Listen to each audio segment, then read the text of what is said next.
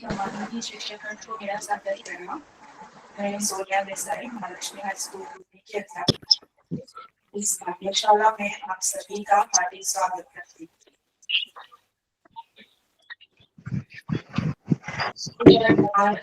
हिंदी के लिए दी गई पाठ्यचर्या के लक्ष्यों से जो पाठ्यक्रम की रचना की गई है, जिसका उद्देश्य विद्यार्थियों की भाषा ज्ञान को सुदृढ़ करना तथा उनकी लिखने और समझने की क्षमता का विकास करना। इस कोर्स के माध्यम से विद्यार्थियों को पहले से सीखे गए ज्ञान को दोहराने और नई विषय वस्तु को समझाने का अवसर मिलेगा। विभिन्न रोचक गतिविधियों, चर्चा, पाठ पठन, अभ्यास तथा विद्यार्थियों में भाषा के प्रति कोर्स छात्रों की मूलभूत क्षमताओं को विकसित करने में अध्ययन के लिए तैयार करेगा।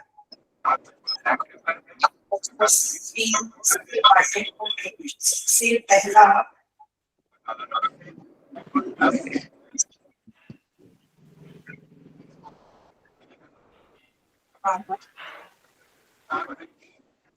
पाठ जो किया गया है, जिसका शीर्षक है आपको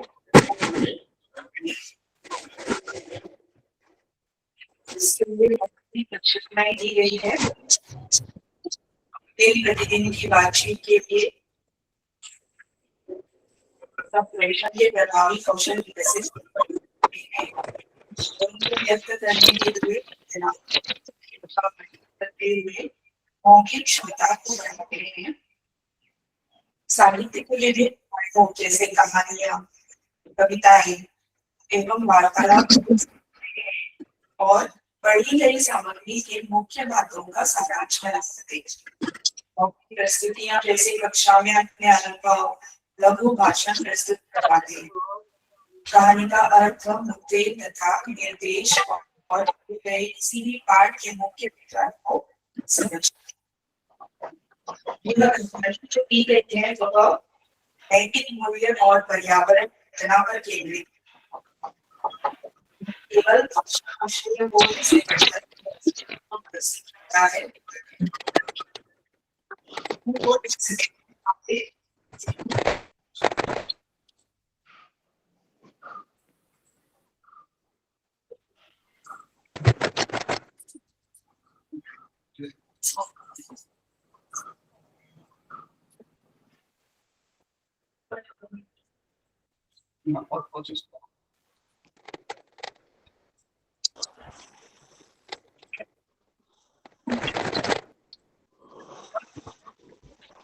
मैडम आपकी आवाज नहीं आ रही है।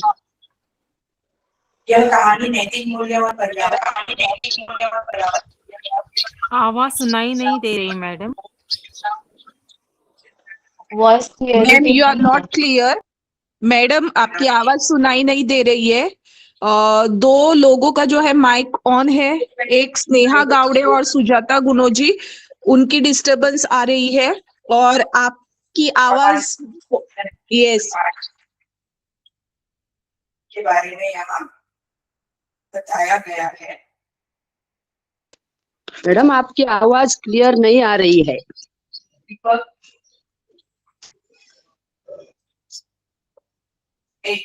Ma'am your voice is not clear. सभी को मेरी आवाज आ रही है? मैम आपकी आवाज नहीं आ रही है। नहीं, आपकी आवाज नहीं आ रही है।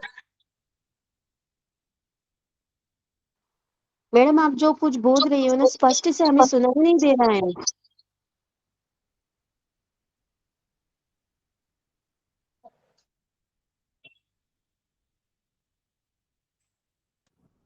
Only display is visible, but voice is मेरी not आवाज coming. आ रही है? क्या मेरी आवाज आ रही है सबको? Now it's coming. अभी तक क्लियर नहीं है, अभी तक क्लियर नहीं है।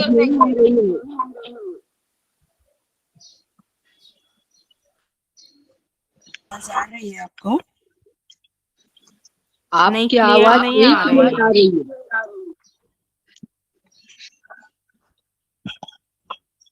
मैडम जरा अपना माइक सेट कर लीजिए, माइक के नजदीक जाइए। अभी शायद आ आप रही है? थोड़ी दूर है।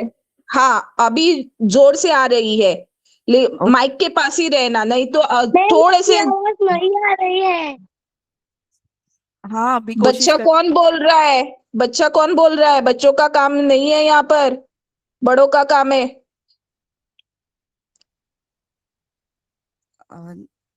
ओके, मैं शुरुआत करती हूँ। नहीं नहीं, किसी ने माइक ऑन रखा है, इसलिए बच्चों की आवाज आ रही है। कृपया आप मैंने अपने कहा माइक बंद रखिए प्लीज।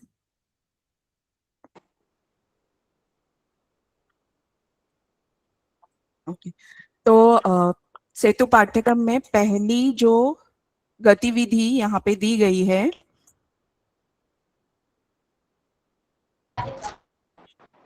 वह है कहानी के रूप में। प्रश्न दिया गया है, नीचे दिए गए अनुच्छेद को पढ़कर प्रश्नों के उत्तर दीजिए। कहानी कुछ इस प्रकार से है।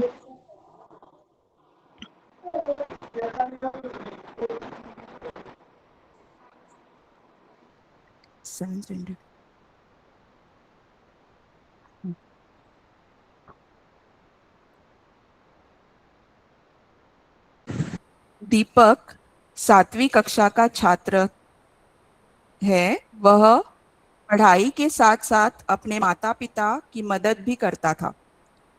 उसका गांव एक छोटी नदी के किनारे बसा था जिसे पूरे गांव को पानी मिलता था। एक दिन दीपक ने देखा कि कुछ लोग नदी में कचरा फेंक रहे हैं। उसने उन्हें रोका, लेकिन वे हंसकर चले गए।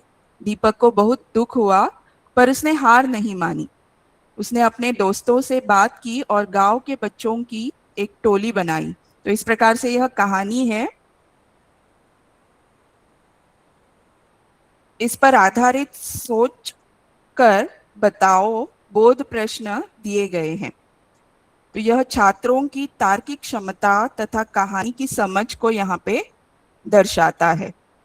तो पहला प्रश्न जो दिया गया है, चिंता दीपक ने नदी के बारे में दीपक को चिंता क्यों हुई? तो थोड़ी गलती हुई है वहां पे प्रश्न के को लेकर। तो दीपक को नदी के बारे में चिंता क्यों हुई?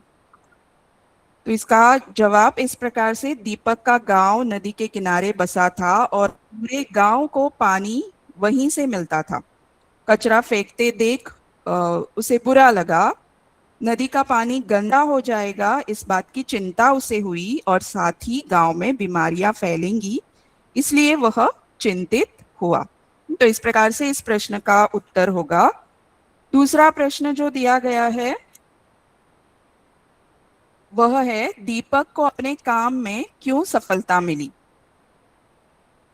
क्योंकि दीपक उसने हार नहीं मानी। जब उसने कोशिश की लोगों को रोकने की कचरा फेंकने से, पर उसकी बात किसी ने सुनी नहीं।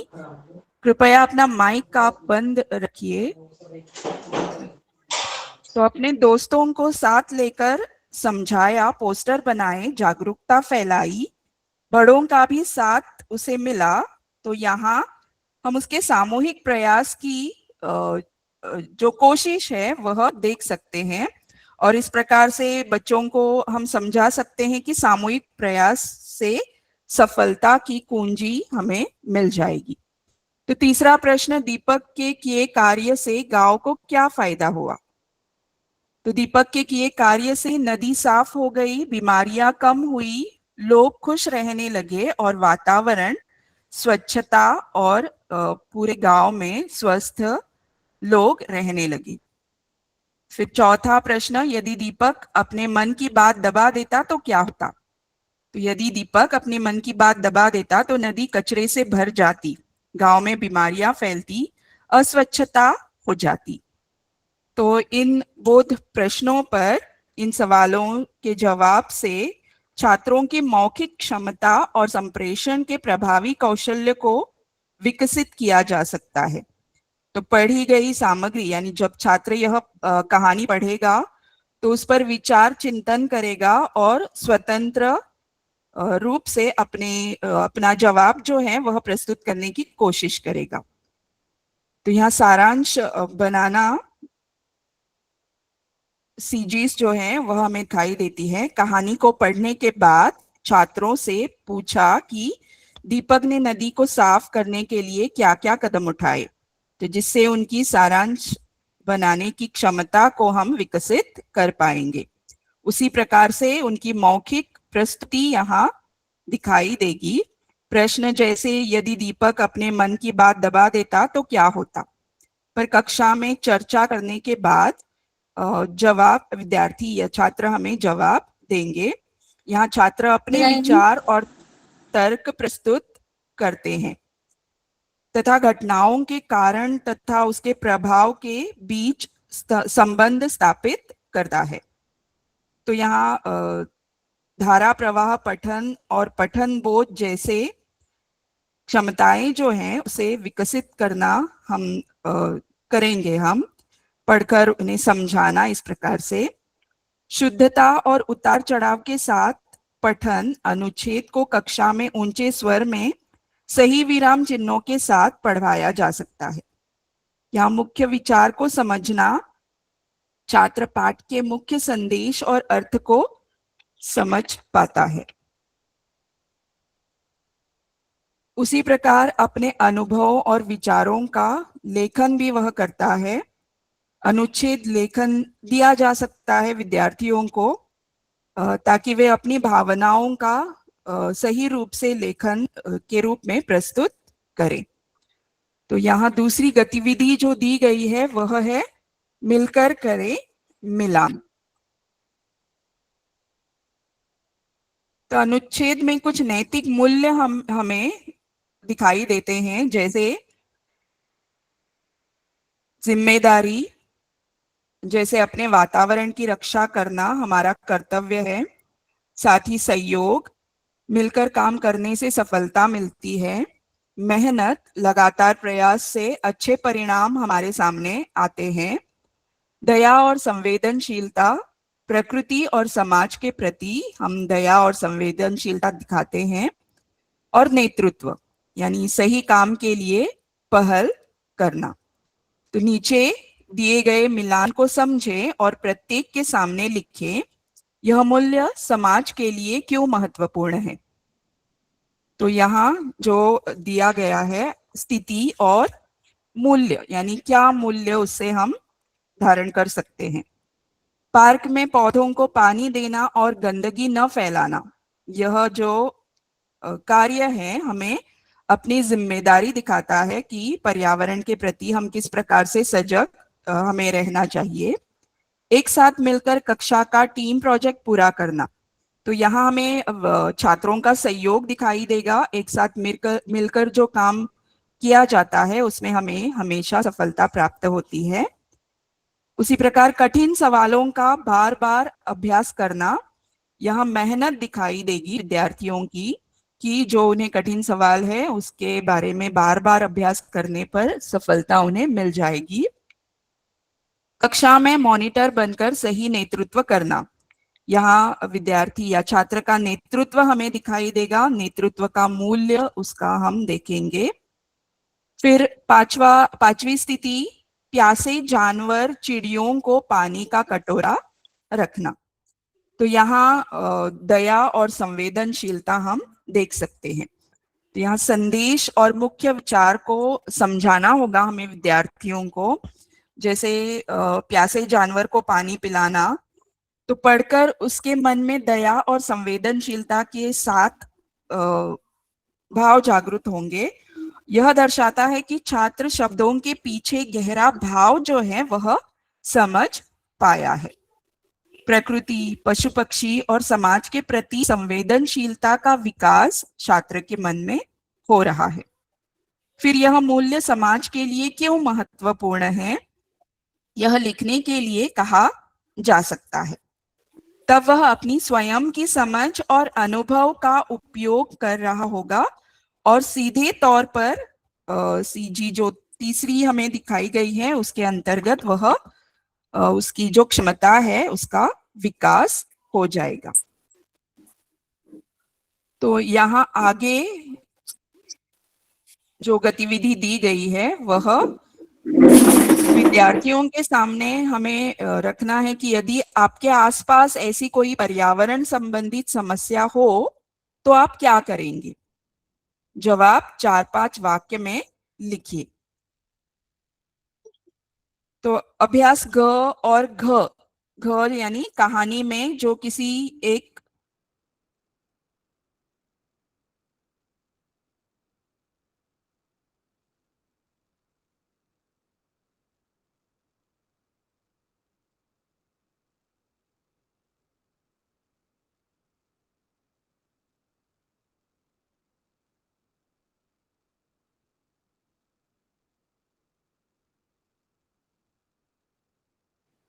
किसी को कुछ सुनाई दे रहा है क्या? नहीं नहीं नहीं मैडम, स्क्रीन भी नहीं दिख रही। रेंज नहीं है, रेंज नहीं है, लगता है रेंज नहीं है। मैं से कह रही हूँ कि host has left. Everyone, 1 second. She'll be back. There is some network issues over on our side. Okay. We are sorting it out. Just wait for some time. Yeah.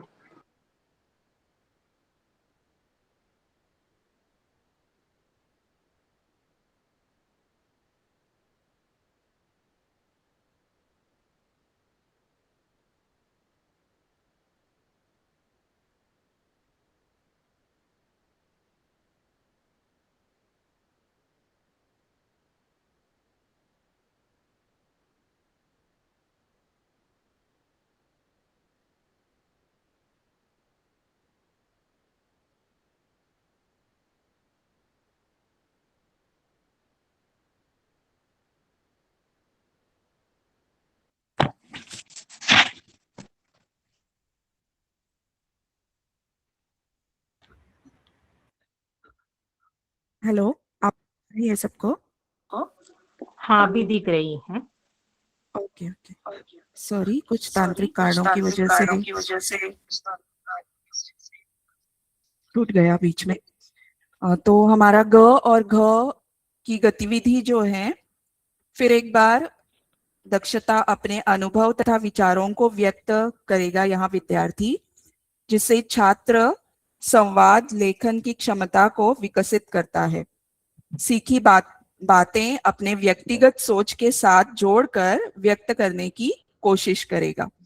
तो विद्यार्थी अपने परिवेश के प्रति संवेदनशील बनेगा तथा स्वयं की भूमिका तय कर सकेगा।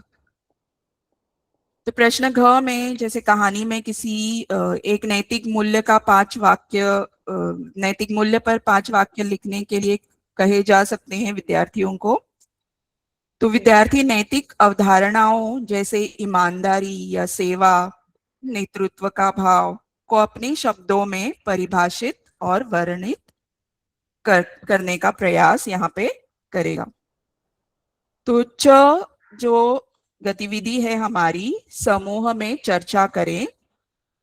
तो यहाँ बताया गया है कि एक बच्चे की पहल से समाज में बदलाव संभव है।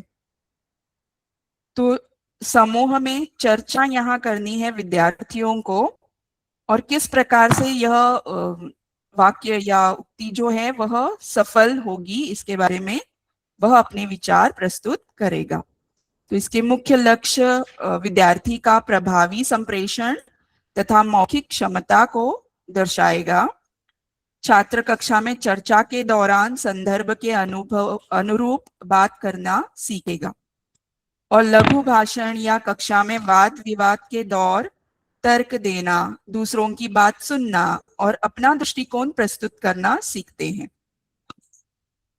तो 6 गतिविधि जो है, स्वच्छ नदी स्वस्थ गांव, इस प्रकार अन्य 2 घोषणाएं लिखने के लिए कही जा सकती है। इसमें मुख्य लक्ष्य पठन बोध और रचनात्मक अभिव्यक्ति छात्र की हमें दिखाई देगी। जैसे संक्षिप्त में संदेशों और पोस्टर के अर्थ को समझने तथा वैसे ही सृजन करना जो उसकी भाषाई रचनात्मकता क्षमता को दर्शाएगा। कम शब्दों में बड़ा संदेश देने की कला यहाँ पे छात्र विकसित करेगा। हरा भरा जैसे और दो घोषणाएं जैसे हरा भरा उपवन, खुशी से रहे जीवन, इस प्रकार की घोषणाएं विद्यार्थी प्रस्तुत करेगा। तो या प्लास्टिक हटाओ, धरती बचाओ, पर्यावरण के प्रति हमारी संवेदनशीलता यहाँ पे दिखाई देगी। तो एक गतिविधि यहाँ पे आगे की, आइए कहानी रचें। तो नीचे दिए गए चित्रों को ध्यान से देखिए और अपनी समझ के आधार पर एक कहानी लिखिए। तो चित्र देखकर तार्किक क्रम से कहानी लिखने की कोशिश यहाँ छात्र करेगा। तो उसकी लेखन और अपने आप को अभिव्यक्त होने की जो क्षमता है वहां हमें दिखाई देगी। तो चित्र देखकर मुख्य थीम क्या है चित्र की, या क्या संदेश चित्र को देखकर हमें प्राप्त होता है, यह पहचानेगा और कहानी क्रमबद्ध लिखने की कोशिश करेगा। तो यहाँ उसने कहानी क्रमबद्ध रूप में लिखी है या नहीं, इसकी जांच की जा सकती है। साथ ही शब्द संपदा जांची जा सकती है। जांच करते समय कहानी क्रमबद्ध यानी सीक्वेंस में हो तथा उचित विराम चिन्हों का प्रयोग छात्र द्वारा किया हो, या छात्र ने कहानी का अंत किस प्रकार से किया है, इसके बारे में छात्र के मन में जो भाव है वह प्रस्तुत हो जाएंगे। इसके आगे वाली गतिविधि जो है, तो उसके पहले कहानी लिखने की गतिविधि के माध्यम से यहाँ छात्र क्या सीखने के प्रतिफल अपना दिखाएगा। जैसे उसकी भाषाई क्षमता हमें दिखाई देगी, पठन और अर्थबोध, या उसकी शब्दावली का विस्तार या व्याकरणिक शुद्धता लेखन के दौरान किस प्रकार से छात्र ने की है, इसके बारे में हम पता लगा सकते हैं। फिर रचनात्मक और तार्किक अभिव्यक्ति छात्र की दिखाई देगी। छात्र चित्र या स्थिति के आधार पर लेखन करता है, चर्चा के माध्यम से अपने विचारों को आत्मविश्वास के साथ यहाँ प्रस्तुत करने की कोशिश करेगा। उसी प्रकार सामाजिक और नैतिक विकास उसका दिखाई देगा हमें। स्वच्छता, पर्यावरण पर छात्र जागरूक रहता है, दूसरों की भावनाओं को यहाँ समझता है, इसके बारे में उसकी लेखन कार्य से हमें पता लग सकता है। तो आगे की गतिविधि व्याकरण की बात। यहाँ मुख्य लक्ष्य बुनियादी भाषाई पहलुओं की समझ छात्रों को हो गई है या नहीं, इसके बारे में हम जांचेंगे।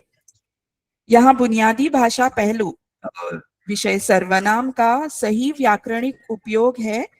छात्र दोहराए गए संज्ञा शब्दों को पहचानेगा और वाक्य की सुंदरता और शुद्धता बनाए रखने के लिए उन्हें सर्वनाम से बदल देगा।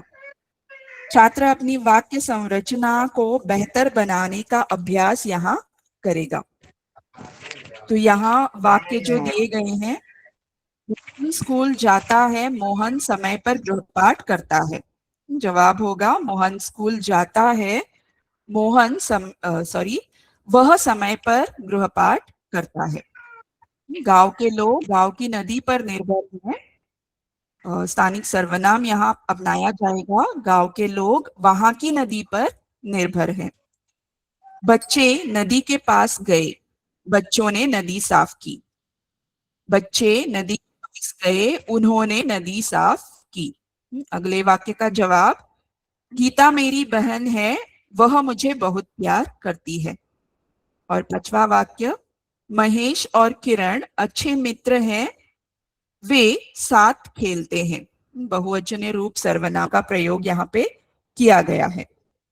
तो इस गतिविधि के माध्यम से सीखने का प्रतिफल क्या होगा छात्रों का? तो छात्र संज्ञा और सर्वनाम के बीच के संबंध को समझ पाएंगे।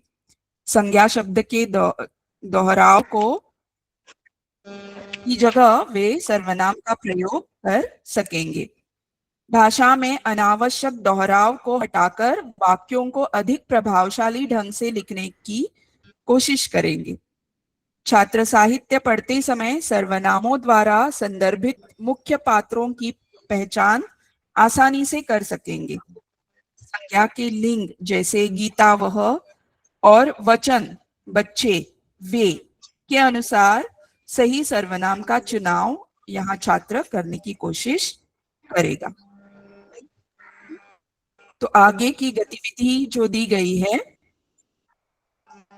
अनुमान और कल्पना। तो यहाँ पाठ बोध और अर्थ ग्रहण मुख्य रूप से दिखाई देते हैं। छात्र यहाँ प्रश्न जो है आधी कहानी दी गई है, जैसे नीचे लिखी अधूरी कहानी में आगे क्या हुआ होगा, अपने सहपाठियों के साथ बातचीत कर कहानी पूरी कीजिए और उसे उचित शीर्षक लिखिए। एक दिन आरव स्कूल से घर लौट रहा था। रास्ते में उसने देखा कि किसी का बटवा फुटपाथ पर पड़ा था। उसमें बहुत सारी कीमती चीजें थी। आरव ने सोचा, क्या मैं इसे अपने पास रख लूं या उसके मालिक को दे दूं। फिर उसने निर्णय लिया। तो आगे की कहानी यहाँ विद्यार्थियों को छात्रों को पूर्ण करनी है। यहाँ पे छात्र कहानी का अर्थ, मुद्दे तथा निर्देश और पढ़े गए किसी भी पाठ के मुख्य विचार को समझते हैं और अधूरी कहानी को तार्किक या रोचक ढंग से पूरा करने की कोशिश करेंगे। छात्र आरव की दुविधा को पढ़कर समझकर अपने विचार प्रस्तुत करने की कोशिश करेंगे। यहाँ स्थिति का विश्लेषण कर पाएंगे। कीमती बटवा मिलने पर क्या नैतिक चुनौतियां आरव के सामने आ सकती है या वह क्या सोच सकता है आगे, इसके बारे में विचार विमर्श करेंगे। साथ ही छात्र कहानी को अपने स्वयं के नैतिक मूल्यों और अनुभवों का उपयोग कर पाएगा। यहाँ वह स्वतंत्र लेखन करने की कोशिश करेगा, यानी लालच और ईमानदारी के बीच। कृपया जिनका माइक चालू है वे बंद कीजिए। तो यहाँ लेखन स्वतंत्र रूप से लेखन छात्र कर पाएंगे। नैतिक मूल्य जैसे ईमानदारी या लालच के बीच सही विकल्प चुनने की कोशिश छात्र करेगा। यहाँ सीखने के प्रतिफल जो आएंगे वह इस गतिविधि को पूरा करने के बाद छात्र नैतिक दुविधा वाली स्थितियों में सही या गलत के बीच का फर्क कर पाएंगे और एक आदर्श निर्णय ले पाएंगे। तो दी गई अधूरी जानकारी के आधार पर कहानी को योग्य अंत दे पाएंगे। पूरी कहानी के सार को समझकर उसके लिए एक प्रभावशाली शीर्षक भी यहाँ छात्र चुन सकेंगे। साथ ही सहपाठियों के साथ चर्चा के माध्यम से छात्र एक ही समस्या के विभिन्न पहलुओं और समाधानों को देख पाएंगे। तो यहाँ हम छात्रों को भूमिका निर्वाहन के लिए भी प्रोत्साहित कर सकते हैं। रोल प्ले कर सकता है छात्र यहाँ पे, जहां बटुए के मालिक और आरव के बीच का संवाद कक्षा में प्रस्तुत किया जा सकता है, जिसे मौखिक क्षमता को अधिक मजबूती मिलेगी। आगे की गतिविधि जो है थोड़ा वाद विवाद हो जाए। टीवी और मोबाइल गेम्स शिक्षा के लिए अच्छे हैं या अच्छे नहीं हैं। तो यह यहाँ पे इस विषय पर कक्षा में वाद विवाद कीजिए। विद्यार्थियों को 2 गट में विभाजित करें और यह वाद विवाद हो सकता है। कुल मिलाकर 15 मिनट तैयारी के लिए दिए जाएं और बच्चे 15 से 20 मिनट में यह क्रिया संपन्न करें। तो चर्चा में आए मुद्दे हर विद्यार्थी अपनी किताब में लिख सकता है। तो वाद विवाद में कुछ इस प्रकार के मुद्दे आ सकते हैं। तो टीवी और मोबाइल गेम शिक्षा के लिए अच्छे हैं या नहीं, इस विषय पर कक्षा में वाद विवाद हो रहा है। इसे ध्यान से पढ़िए और नीचे दिए प्रश्नों के उत्तर लिखिए। टीवी और मोबाइल गेम्स, जो एक पक्ष होगा वह अच्छे मानेगा और दूसरा पक्ष यानी विपक्ष क्यों अच्छे नहीं है यह देखेंगे। तो यहाँ पे टीवी और मोबाइल से गेम शिक्षा के लिए अच्छे नहीं क्यों हैं, तो इससे विद्यार्थियों का ध्यान भटकता है, फिर समय की बर्बादी होती है, स्वास्थ्य पर असर होता है। कुछ गेम्स और टीवी प्रोग्राम में हिंसा दिखाई जाती है, यह बच्चों के व्यवहार पर नकारात्मक प्रभाव डाल सकता है। इससे उनमें हिंसात्मक व्यवहार होना संभव है। सिर्फ मनोरंजन सीखने की जगह नहीं, और मोबाइल गेम्स मुख्य रूप से मनोरंजन के लिए हैं, शिक्षा के लिए नहीं। यह बच्चों की सोच और सीखने की क्षमता बढ़ाने में मदद नहीं करते। इस प्रकार निष्कर्ष इसका होगा, इसलिए टीवी और मोबाइल गेम्स शिक्षा के लिए अच्छे नहीं हैं और बच्चों को पढ़ाई और खेल में संतुलन बनाए रखने चाहिए। विपक्ष की बात अगर हम लें तो विपक्ष कहता है टीवी और मोबाइल गेम शिक्षा के लिए अच्छे हो सकते हैं। जैसे कुछ शैक्षिक प्रोग्राम हम आजकल टीवी पर या शैक्षिक चैनल भी मोबाइल एप्स में भी ऐसे हैं जो शिक्षा को या ज्ञान को बढ़ावा देने में मदद करते हैं। ज्ञान बढ़ने वाले गेम्स भी हम पाते हैं। संसार की जानकारी हमें टीवी या इंटरनेट के माध्यम से मिलती है। संतुलित उपयोग से लाभ ही हो सकता है। तो यहाँ शिक्षा में टीवी और मोबाइल गेम्स मददगार साबित हो सकते हैं, विपक्ष का कहना है। तो निष्कर्ष इस रूप में आएगा विपक्ष का, टीवी और मोबाइल गेम्स पूरी तरह से बुरे नहीं हैं। यही समय और सही चुनाव के साथ यह शिक्षा में भी सहायक हो सकते हैं। तो यह गतिविधि यानी मौखिक संप्रेषण और प्रभावी कौशल्य पर आधारित है। यहाँ संदर्भ के अनुरूप बातचीत होगी। विद्यार्थी विषय यानी टीवी मोबाइल के प्रभाव के अनुसार अपनी भाषा और तर्कों को यहाँ ढालते हैं। तो उनकी मौखिक प्रस्तुतियां, जैसे कक्षा में वाद विवाद, विद्यार्थियों को सार्वजनिक रूप से बोलना, आत्मविश्वास बढ़ाने और अपनी बात रखने की क्षमता में मदद करती हैं। प्रश्न जैसे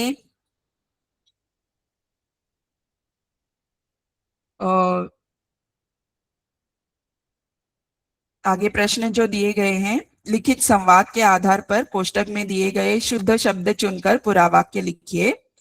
तो यहाँ शुद्ध शब्द रख कर विद्यार्थी फिर से वह वाक्य लिखेगा। अधिक समय तक स्क्रीन देखने से आंखों पर बुरा असर पड़ता है, न कि आंखों। आजकल टीवी पर कई शैक्षिक कार्यक्रम प्रसारित किए जाते हैं।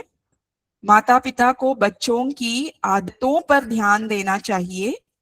मोबाइल गेम से बच्चों की पढ़ाई पर नकारात्मक प्रभाव पड़ता है। शैक्षिक चैनल बच्चों के ज्ञान को बढ़ने में मदद कराते हैं।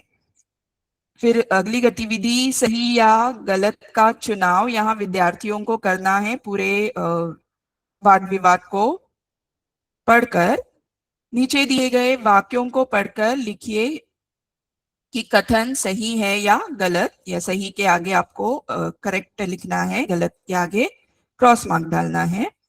टीवी और मोबाइल गेम्स बच्चों का ध्यान पढ़ाई से हटाते हैं, सही है वाक्य। लंबे समय तक स्क्रीन देखने से बच्चों की सेहत पर कोई असर नहीं होता, यह वाक्य गलत।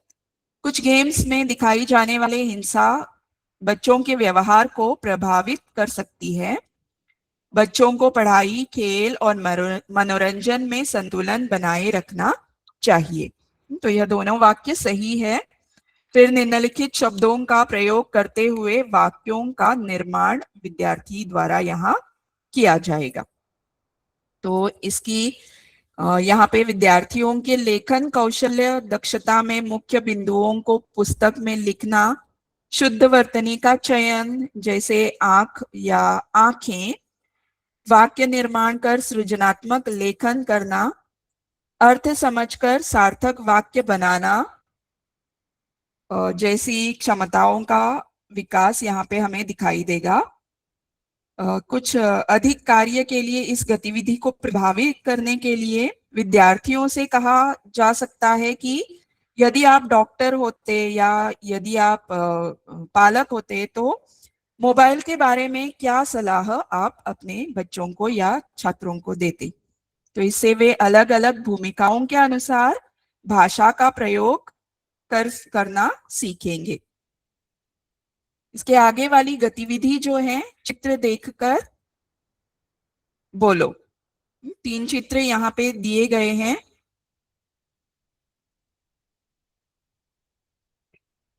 छात्र इन चित्रों के अलावा और भी चित्र वर्ग में ला सकते हैं। विद्यार्थी आगे चलकर किसी भी एक चित्र पर 5-6 वाक्य बोलने की कोशिश करेंगे। तो यह चित्र देकर बोलने की गतिविधि के माध्यम से दक्षता के अनुरूप विद्यार्थी चित्र में दिखाई गई स्थिति जैसे प्रदूषण, तकनीकी या प्रकृति को समझकर उपयुक्त शब्दावली का प्रयोग कर प्रस्तुति करने का प्रयास करेंगे। यहाँ मौखिक प्रस्तुतियां भी हम देख सकते हैं। निर्देश के अनुसार विद्यार्थी आगे आकर 5-6 वाक्य बोलेंगे जिससे उनकी औपचारिक बोलने की क्षमता और आत्मविश्वास से बिना किसी पूर्व तैयारी के आगे विचारों को प्रस्तुत करेंगे। उसी प्रकार चित्रों के पीछे गहरे संदेश को विद्यार्थी पहचानेंगे। जैसे बच्चा टीवी देख रहा है, यानी तकनीकी प्रभाव उसके ऊपर क्या होगा इसके बारे में विचार विद्यार्थी कर पाएगा। फिर नदी के किनारे बच्चा यानी प्रकृति और एकांत के बारे में बात कर सकता है। कारखाने की चिमनियां यानी प्रदूषण और औद्योगिकरण को यहाँ दर्शाती है। तो विद्यार्थियों के प्रस्तुति के बाद विकासात्मक प्रश्न पूछे जा सकते हैं। जैसे यदि बच्चा कारखाने वाले चित्र पर बोल रहा है तो पुष्टि करने के लिए पूछ सकते हैं कि इस धुएं का हमारे स्वास्थ्य पर क्या असर होगा। तो इस गतिविधि के लिए सीखने के प्रतिफल होंगे कि विद्यार्थी सोचने, समझने और व्यक्त करने की क्षमता पर केंद्रित होते हैं। मौखिक क्षेत्र में विद्यार्थी विषय अनुकूल भाषा और प्रवाह के साथ 1-2 मिनट तक बोल पाते हैं। या विश्लेषणात्मक में विद्यार्थी दृश्य सामग्री का अर्थ जानकर वास्तविक जीवन से संबंध जोड़ पाते हैं। तो सृजनात्मकता अपने खुद के विचार चाहे छोटे बड़े निर्मित कर पाएगा विद्यार्थी। चित्र देखकर बोलने से तुरंत सोचने और अपनी प्रतिक्रिया देने की गति विकसित कर पाएगा तथा संघ में काम करके टीम वर्क से दूसरों की तर्कों को सुनना, समझना और अपनी बात को व्यवस्थित रूप से विद्यार्थी प्रस्तुत करने की कोशिश यहाँ करेगा। अगली गतिविधि है आत्मकथा। यह पाठ पठन बोध और स्व अभिव्यक्ति पर केंद्रित है। तो यहाँ छात्र पढ़ने में धारा प्रवाह और पठन बोध एवं समझ विकसित करते हैं। तो यहाँ एक खिलौने की आत्मकथा दी गई है। आज हम एक ऐसे खिलौने की कहानी पढ़ेंगे जो खुद अपनी कहानी सुनाएगा। मेरा नाम लट्टू है। मैं लकड़ी और रंगों से बना एक छोटा सा खिलौना हूँ। मुझे बच्चों के साथ खेलना बहुत अच्छा लगता है। जब कोई बच्चा मुझे डोरी से घुमाता है तो गोल गोल घूमने लगता हूँ। मैं अक्सर स्कूल की छुट्टी के बाद बच्चों के हाथों में होता हूँ। बच्चे मुझे जमीन पर घुमाकर खुशी से तालियां बजाते हैं। जितना अच्छा संतुलन होता है उतनी देर तक मैं घूमता रहता हूँ। कभी मैं गिर भी जाता हूँ लेकिन फिर से खड़ा होकर घूमने लगता हूँ। इससे बच्चे बच्चों को सीख मिलती है कि गिरकर भी दोबारा कोशिश करनी चाहिए। आजकल मोबाइल और वीडियो गेम्स के कारण बच्चे मुझे कम खेलने लगे हैं, फिर भी जब कोई मुझे उठाकर खेलता है तो मुझे बहुत खुशी होती है। मैं बच्चों को सादगी, धैर्य और संतुलन सिखाता हूँ। तो यहाँ पठन में धारा प्रवाह और बोध पठन के मुख्य उद्देश्य विद्यार्थियों की समझ विकसित करता है। विद्यार्थी कहानी को उतार चढ़ाव और स्पष्ट उच्चारण के साथ पढ़ पाते हैं। गहरे अर्थ को समझकर नीचे दिए गए प्रश्नों के उत्तर विद्यार्थी देने की कोशिश करता है। तो विद्यार्थी स्वयं को किसी वस्तु की जगह रखकर बोलना सीखते हैं, साथ ही अपने परिवार, नाम या रुचियों के बारे में आत्मविश्वास से बात कर पाता है। मैं पर बातचीत करने की शैली को समझना, किसी वस्तु की कल्पना करना और उसके बारे में बोलना, साथ ही तकनीक जैसे मोबाइल गेम्स और पारंपरिक खेलों के बीच तुलनात्मक समझ विकसित करना जैसे सीखने के प्रतिफल में विद्यार्थी सक्षम हो जाएंगे। तो आगे की गतिविधि जो है, छात्र पढ़ने में धारा प्रवाह और पठन बोध एवं समझ विकसित करते हैं। तो यहाँ चित्र दिया गया है और उसे देखकर कक्षा में हमें गढ़ बनाने हैं विद्यार्थियों के, और उस चित्र को देखकर उन्हें अपने विचार प्रस्तुत करने हैं। तो चर्चा करने के बाद विद्यार्थी लिखेगा।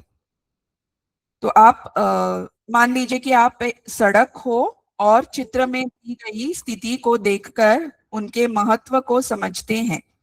मुख्य विचार समझकर सड़क की पीड़ा को महसूस करने की क्षमता छात्र विकसित करते हैं। समूह चर्चा में लिखे निष्कर्ष को कक्षा के सामने प्रस्तुत करते हैं। अपने अनुभव और कल्पना के माध्यम से आत्मकथा की शैली में अनुच्छेद लिख पाते हैं। इस गतिविधि द्वारा सीखने के प्रतिफल पर विद्यार्थी निर्जीव वस्तु के प्रति सहानुभूति विकसित कर जीवन की चुनौतियों का कुछ हद तक वे वर्णन कर सकेंगे। तो यहाँ उनकी जांच इस प्रकार से होगी, हमें देखना होगा कि विद्यार्थी कर पा रहा है। जैसे कल्पना कर, छात्र कल्पना कर स्वयं को सड़क मानकर विचार व्यक्त कर पा रहा है या नहीं। उसी प्रकार विवरण, सड़क पर दिख रहे सभी घटकों का उल्लेख विद्यार्थी द्वारा किया गया है या नहीं। फिर लेखन, वाक्य व्याकरणिक रूप से शुद्ध लिखे गए हैं, स्पष्ट लिखे गए हैं, इसकी जांच हो सकती है। क्या विद्यार्थी ने समूह चर्चा में भाग लिया है या नहीं, यह भी हम देख पाएंगे। फिर आगे गतिविधि व्याकरण की बात, मौखिक अभिव्यक्ति एवं संप्रेषण छात्र पूर्व ज्ञान से कौशल को विकसित करता है। लिंग पहचान कर सही प्रयोग की क्षमता यहाँ विकसित करता है। सोचो और बोलो तथा लिंग बदलकर वाक्य लिखो। तो इस गतिविधि के माध्यम से संदर्भ के अनुरूप बोलना छात्र सीखता है। छात्र अपनी बात कहते समय संज्ञा या लिंग के अनुसार क्रिया और विशेषण का सही चयन कर पाता है। फिर लेखन क्षमता और भाषाई शुद्धता यहाँ दिखाता है छात्र। छात्र दिए गए अनुच्छेद को पढ़कर पुल्लिंग और स्त्रीलिंग शब्दों को वर्गीकृत कर सकते हैं। जैसे शेर जंगल में दहाड़ रहा है, यहाँ रहा है का प्रयोग पुरुष को दर्शाता है। छात्र आत्मविश्वास से शब्द के लिंग बदलकर अभ्यास करता है तथा वर्गीकृत कर पाता है। उसी प्रकार नीचे दिए गए अनुच्छेद पढ़िए और पुल्लिंग शब्दों पर गौर करें और स्त्रीलिंग शब्दों के नीचे रेखा खींचे। तो यहाँ निर्देश को समझकर छात्र जवाब दे सकेंगे। तो लिंग के अनुसार शब्दों का सटीकता से वर्गीकरण छात्र यहाँ पे करने की कोशिश करेगा। फिर दी गए शब्द सूची से पुल्लिंग और स्त्रीलिंग शब्दों को अलग अलग सूचीबद्ध कर सकते हैं। आगे की गतिविधि शब्द जाल।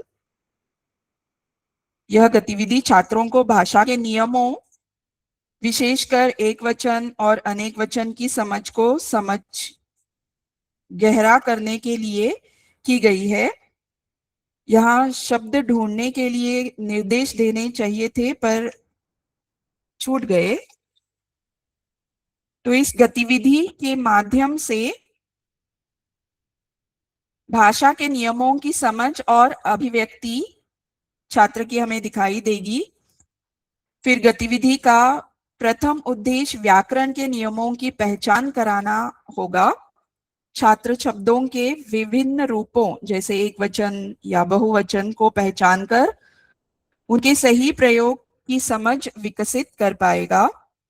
गौण रूप से पाठबोध भी पाया जा सकता है, चूंकि छात्र भीड़ में अक्षरों को जोड़कर अर्थपूर्ण शब्द पढ़ रहे हैं और उन्हें पहचान रहे हैं, इसलिए यह पठन कौशल्य का भी हिस्सा माना जाएगा।